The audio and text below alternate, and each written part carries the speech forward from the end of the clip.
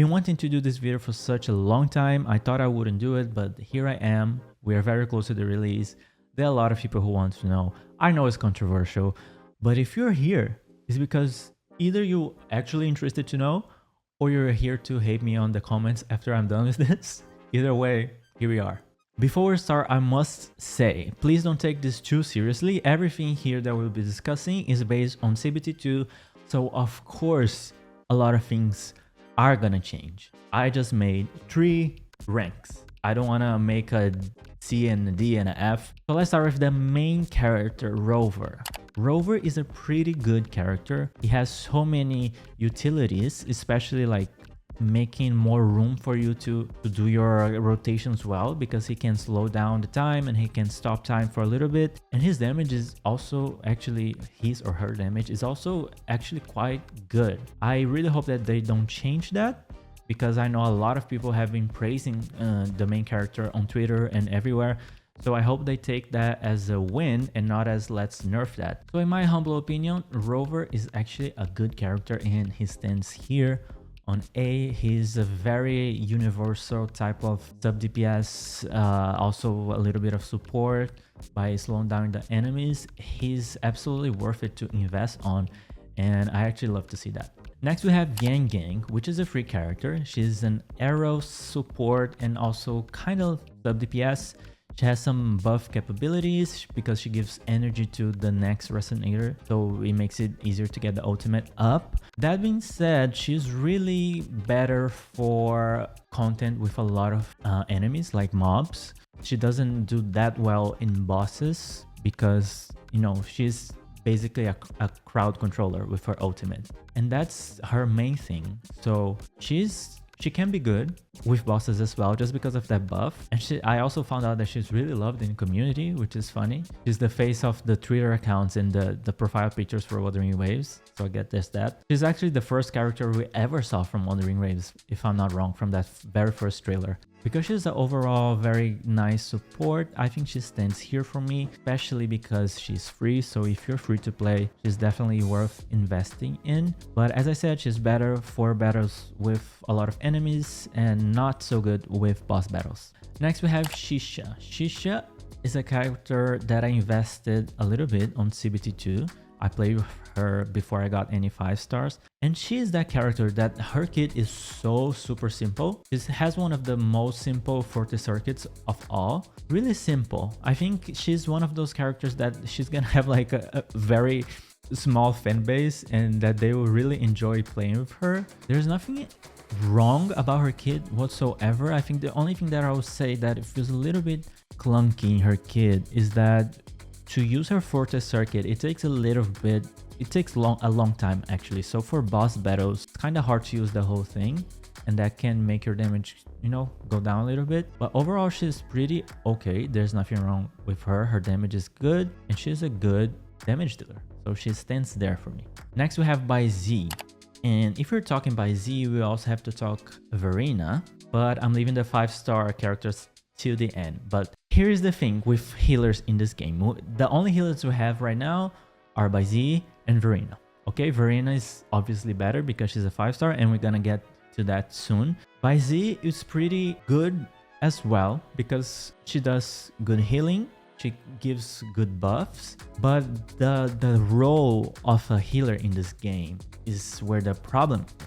Because if you think about it, if you're the type of player that are going to like focus on hologram boss fights, the role of a support character that is just healing, if you're thinking just about the healing, is not really important. And that's a topic for another video, but I don't think healers in this game are gonna be that important, because at the end, you're gonna be one shot no matter what. So you're gonna have to learn how to dodge. So where does the healing stand? Do you know what I'm saying? But Baizhi is a free character and she does pretty good in what she offers. Like if you don't want to get Verina, she's the only healer you have, and that doesn't mean she's bad at all. I think for her to heal, it takes a little bit too long because she has to charge her forte circuit and then use her E. So it comes with a cost. She spends a way too much time on the field for me, but she gives a very good buff, attack buff, and if I'm not wrong, just damage increase buff. And with her last wave band, she actually becomes a glacial damage buffer. So she's like pretty okay, I would say. I think actually that healers at the late game are going to all of them not be so, you know, usable. But if you need a healer in the beginning of the game, she's great and she stands here. The only problem with me is similar to Chixia, she spends too much time. And next we have Sanhua. I made a video about Sanhua a few weeks ago. She is my favorite character, but I'm not gonna let that affect her positioning here in the tier list. Sanhua is a great character. Sanhua can be played, I think she's much better played as a sub DPS and not as a main DPS because she has a lot of downtime. She is really fun to play. Apart from that, her damage dealing is really good. She's one of the stronger characters in the game. She's not like super, you know, meta and strong. So Sanhua stands here for me 100%. She's really good at dealing damage. Either you want to play her as a sub DPS or as a main DPS. Like the cost of dealing good damage with her takes practice because you have to pay attention to her bar and to dodging, and that is just, I think, the case with all the characters. You have to get used to them. But with her, it's like the damage that she deals comes with more effort than other characters, if that makes sense. But overall, Sanhua is amazing 4-star character. She's also a free character, which is insane to me. She just looks too good. I'm gonna be investing in her from day one. She's probably gonna be my main character for a long time. Next we have Danjin. I don't know if this is the first tier list video you're watching and if you're new to Wuthering Waves, but Danjin is 100% on S tier. I don't know though, I have a big feeling that she's gonna be nerfed. I don't know if you know about Danjin yet, but she's actually that type of character that does everything by herself. She doesn't need anyone. That's because the way that her kit works, you are sacrificing your own HP to deal more damage. So the less HP you have, the more damage you're gonna deal. And the way you drain your HP is with your resonance skill, and this resonance skill has no cooldown. You can use that to get a lot of damage if you know how to dodge perfectly. And then you can also heal yourself. So she basically doesn't need a healer, she doesn't need anything, and she does an incredible amount of damage, like 5-star meta type of damage. So she's a character that I think she's gonna be the most popular 4-star character.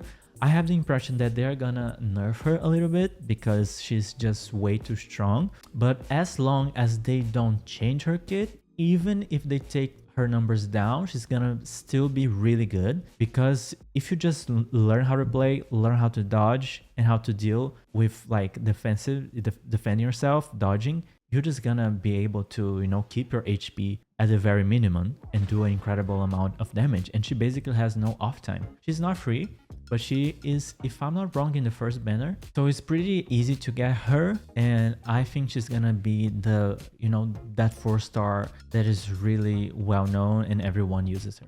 Next we have Yuanwu. Yuanwu is really interesting because he scales of defense. His kit is quite okay.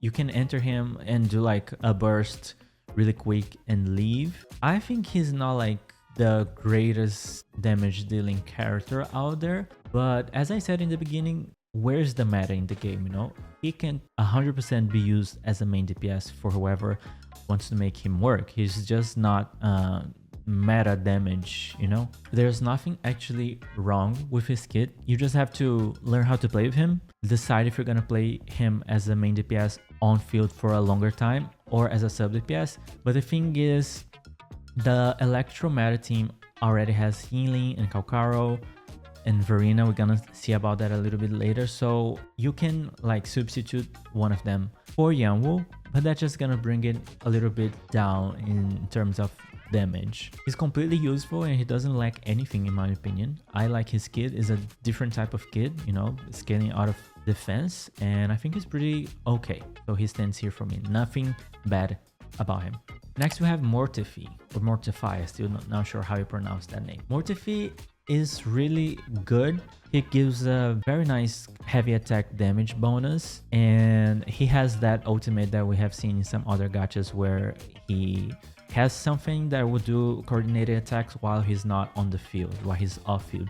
So he's pretty good. Most people are going to pair him with Jiyan at the very beginning of the game because he really helps that. I have a problem though with his ultimate. I think it lasts for too less time. I think it's too quick. I hope they increase the duration a little bit, but overall he's a really good, even though apparently people don't like him much in his design. I think he's pretty cool and his personality is funny to watch on the story. He stands here. He's a very good sub DPS to invest on.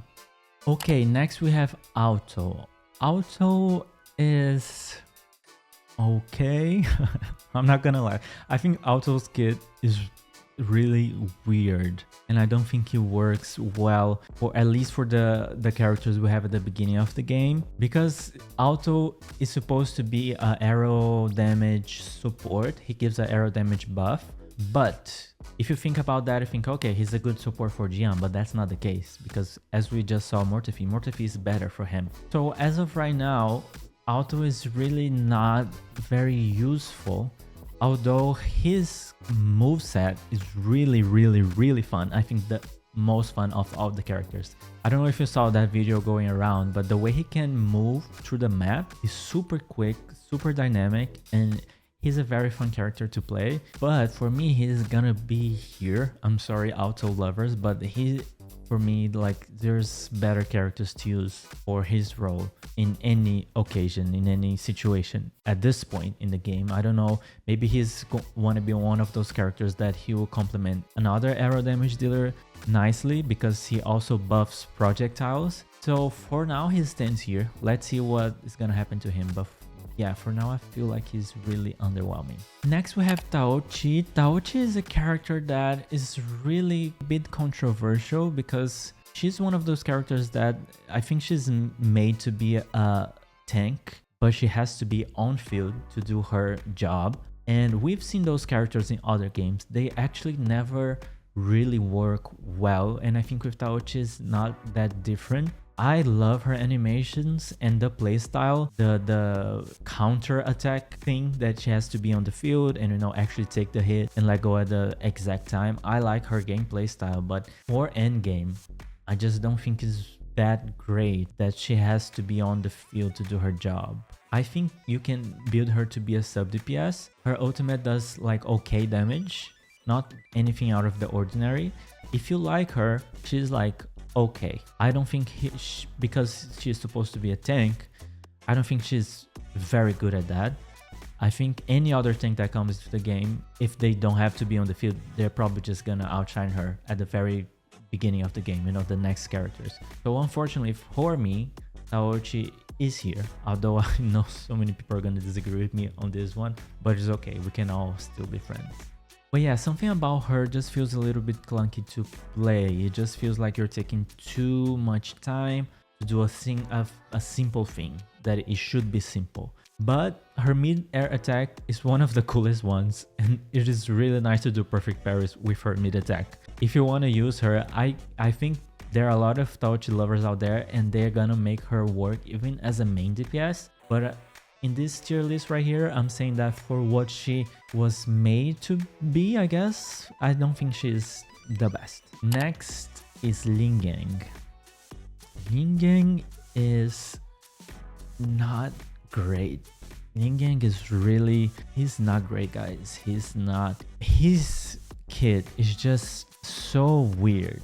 Let's start talking about the worst. I think for boss fights, he's just not good. The thing is, with his kit, for his Fortis circuit, when he gets to that stage where he's jumping and doing all of his things, it is so weird to dodge while in that state. So it takes so long and it just makes like the rotation super clunky. And for boss fights, I think he's just not good. For other types of content like Tower of Reverberation, I think he will be good for those type of endgames. I mean, not good, like better than he does boss fights. I think the whole thing of his kit, I hope actually that they change it because he's such a nice and unique looking character that I wish he was a little bit better. I don't like his gameplay style. I am not gonna play with him if I get him, if they don't change him, because it just feels not great to play with him. Even though like the moveset and his fortress circuit is actually so cool to watch, and the sounds and the fact if you know the cultural background of it, it's super fun. But it just takes too long time while you're mid-air, and it's clunky, and he stands here for me, I'm sorry. And next we have Encore. Encore is really, I think she's one of those characters that are going to grow with time. I think at the beginning, people are going to focus more on other characters because the other standard bending characters are also so nice and so good to play with. I think she's gonna be a little bit forgotten at the beginning of the game, but she's really actually very nice to play with. Her kit has no flaws in my opinion. She's just good at what she does, and there's no like down points about it. I think if you love her and you want to invest in her, she's completely like useful, and you should just do it because she's good at what she does. She's a good havoc damage dealer, and yeah, I don't have actually anything bad to say about her. Her kit is pretty well rounded. I know a lot of people like Encore, and for those people, just go for it. She's just not something that you're gonna regret building whatsoever. She has no bad nothing in my opinion. Next we have Verina. So for Verina, it is really funny what kurogames did here, because if you play other gacha games, you notice that when you get the healer from the standard banner, you basically consider yourself as you lost a pity. You know, that's how it is in other games. But in this case, Verina, she is, if not the best character in the whole game right now, one of the best characters. For sure, at least top 3. She's just so good at everything she does, and she's that type of character that will fit in any team you put her. Verina gives a lot of buffs. She heals pretty well while off field. She does coordinated attacks out of field as well. And the best part of her kit is that she charges the concerto energy, which is the energy you need to switch to other characters using their intro skill super fast. So she is the best support character at the beginning of the game. And actually, if you just want a good character that's gonna last like a long time, she is the one that you have to aim for at the beginning of the game. If you think like, okay, I don't want to struggle too much in boss fights and on end game, I need a good support from the beginning of the game, then try, I don't know if you're gonna reroll or what, but try to get Verina because she's just that good. She's just like a universal perfect support. There's nothing bad about her. You get to her, you use her skill, you leave out the field, and you have buffs, you have healing, and you have super quick intro and outro skills going on. And since we're talking about Verina, let's talk about Calcharo now. Calcharo is the damage dealer of the standard banner, apart from Encore, and he is, if you watch my latest video, he's one of my favorite characters besides Sanhua. He's very good at what he does. He has no low points at all. Like he has no flaws in his kit. His kit is a very simple kit to learn. There's nothing hard to learn. It sounds amazing. The sound effects are crazy. It looks incredible. He does very good damage. In fact, it is comparable to Jiyan's, and about that, there's a lot of people saying that he's probably gonna get nerfed for the official release because it's just too similar to Jiyan's. I think we can expect his damage to go down a little bit, but he's still very good at what he does. He has a lot of field time, and he's like the main DPS type of role. And the nice thing about him is that if you're gonna spend money at the beginning of the game and you want to do like a very nice electro team, you have him, you have Yinlin, which we're gonna talk about her soon, and you have Verina, and that team is just amazing. If you want to like spend money and start with that team, or if you got really lucky on the standard banner and got Verina and Calcharo and you are saving for Yinlin, then you have the perfect team. Yeah, I think he's that character that possibly with time there are new characters are going to be better than him. You know, he's a standard banner character. But at the beginning of the game, he's one of the best damage dealing characters. And personally, I'll be using him for a long time, no matter what, even if it's power cracked. And next we have Jianxin. Jianxin, I think she's gonna be really controversial. I personally just gonna say it. I don't think she's that good. I think her kit needs to be adjusted because even though on the paper, if you read her kit, it feels pretty solid and it feels pretty useful. When you're using her, it just takes too long for her to do her stuff. It's comparable. I think all of those here on B, which is where I'm gonna put her. Their problem is that they take too long to do stuff in a game that is really fast-paced. So that is the problem with her, in my opinion. Her kit, don't get me wrong, her kit looks so cool. Her special parry and the way that she's doing all those moves. I think she's a fan favorite. If I'm not wrong, her trailer is still the most watched one. She gives that vibe that a lot of people are going to love her. So I really hope, and I think it's actually, I'm not sure if I'm getting that info wrong on my memory, but I think they said that she's gonna get a rework.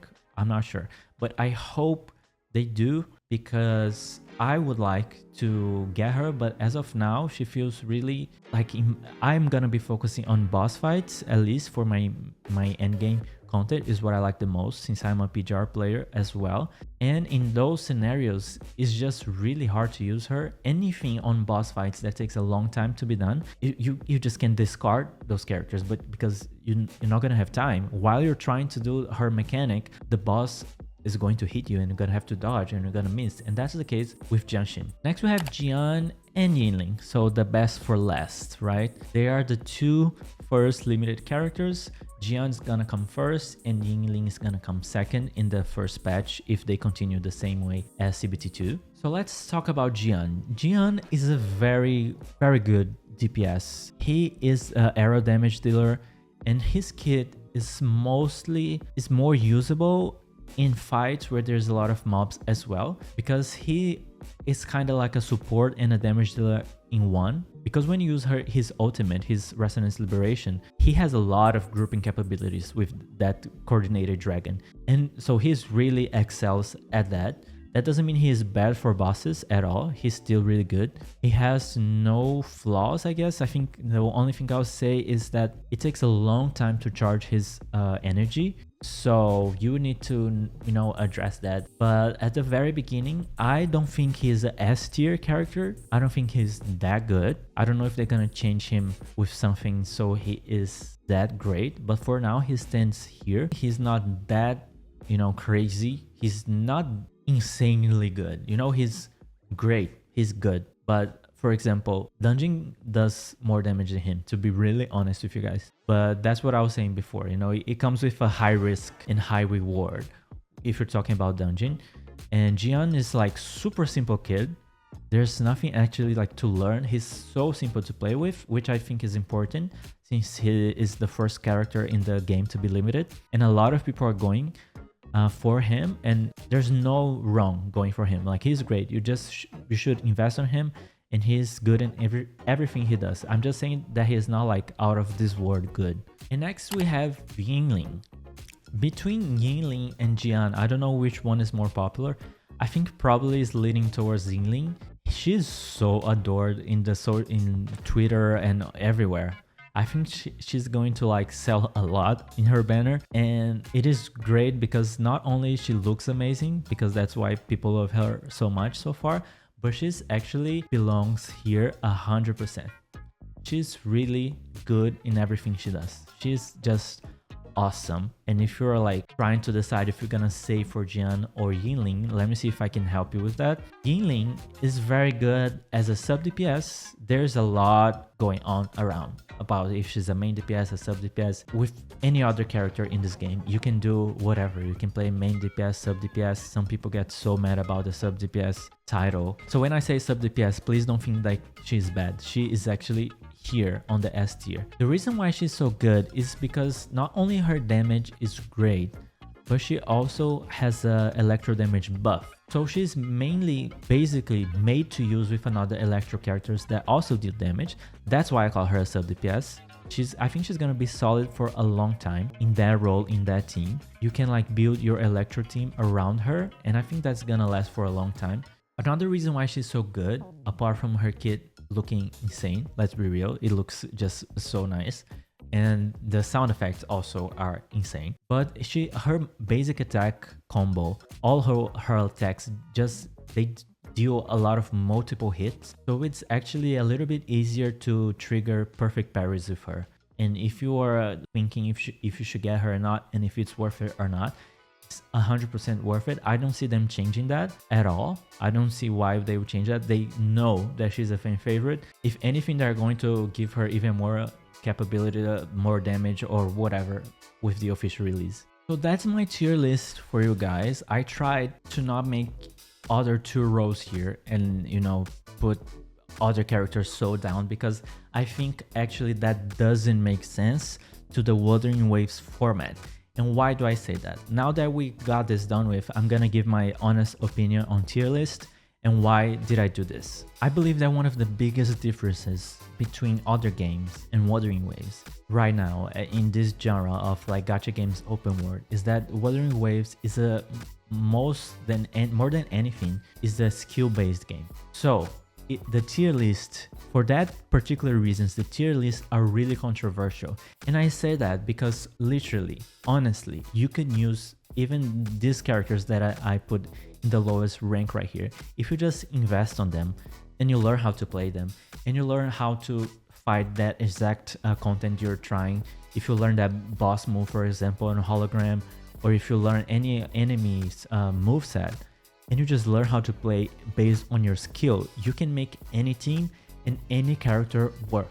So that's why tier lists actually are not so reliable with Wuthering Waves. Of course, there are going to be characters that do more damage than others. This is natural. This is a gacha game. The characters on limited banners are made to sell more and make money for them. So of course, the limited banner characters are going to be better than the 4-star characters, than the standard banner characters. That's just the way it is. But the difference with Wuthering Waves is that it is not actually that big of a deal. So that is what is great about Wuthering Waves. But the reason why I made this tier list is because people want to know what is the, you know, character that is more worthy to invest on. So that's why I made this tier list. But you should not, and I repeat, you should not take this tier list or any other tier list above what you want to do, like which character you want to invest because you like that character. I don't believe you should do that, and that's coming from a person who just spent all this time yapping about tier lists. Honestly, if you like Aalto, just go for it, just build him, and you're gonna notice that, of course, probably you're gonna do stuff in a longer time than other characters because of what I just said, but it's gonna be completely doable because that's the nature of skill-based games. That's how it works, and that's something that we should celebrate and not hate on each other about. At the end of the game, you should just play the character you want, and Wuthering Waves, it is the perfect game for you to do that. I don't know if you ever had that experience of liking a character a lot in other games, but they are really just so bad that you cannot use them. You should just you cannot actually use them because it is not gonna work. This is how it works in a lot of gacha games, and this, trust me, this is not going to be the case with Wuthering Waves. Even though the characters I put here, in my opinion, they're a little more clunky to play with in certain endgame modes, they are still useful, and if you just want to use them, you should just go and do it. Trust me, if you wanted a game to do that and you've been looking for a game like that, Wuthering Waves is that game. Please be nice to me, don't hate me so much. I didn't do this to hurt anyone's feelings with their parasocial relationship with the characters. But this is gonna be it for this pre-release tier list for Wuthering Waves. I'm gonna do another version of this tier list later because I can guarantee you that this is gonna change, and I know that. I'm not delusional. This list is gonna change. I'm really actually interested to see how it's gonna change. I would like to remind you guys that I'll be hosting a Jiyan giveaway on my Discord server. I'm gonna guarantee Jiyan for one lucky winner. If you want to take part in that, the link for my Discord server is below. And also don't forget to pre-register if you forgot. I know a lot of people who forget. Please guarantee those rewards we're gonna get. We're 1 million pre-registers away from the goal. Yeah, that's it for today, guys. I'll see you in the next video. Bye bye.